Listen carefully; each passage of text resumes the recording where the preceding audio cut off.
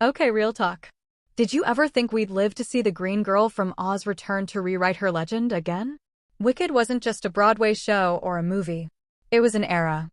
And now, Wicked, Part 2 is promising to close the curtain with chaos, heartbreak, and, maybe, a little redemption. You're watching stars and screens, every frame a new flame. Let's rewind the broomstick for a sec. In Wicked, Part 1, we finally saw the truth behind Elphaba, not the monster, but the misunderstood girl who refused to bow to corruption. The world called her wicked, but really, she was just awake. And Glinda? The golden girl who had to choose between friendship and the throne. That final scene, the death, that was actually an escape. Literal chills. Now, Part 2 is set to explode right where that emotional cliffhanger left us. Ariana Grande's Glinda and Cynthia Erivo's Elphaba are about to collide with the Wizard of Oz timeline Dorothy, Toto, the whole cyclone of destiny. But this isn't going to be your childhood fairy tale anymore. Word on the yellow brick road is that director John M. Chu is turning up the drama, darker tone, deeper themes, and a finale that feels less like a fairy tale and more like a full-on tragedy opera. Think Defying Gravity, but with emotional wreckage.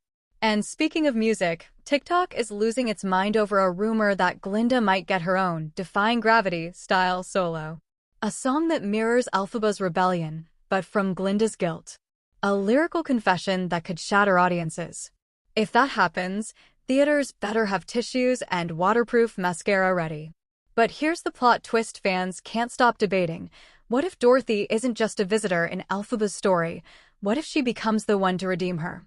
Imagine a version of Oz where the Good Witch narrative is rewritten and the truth finally comes out.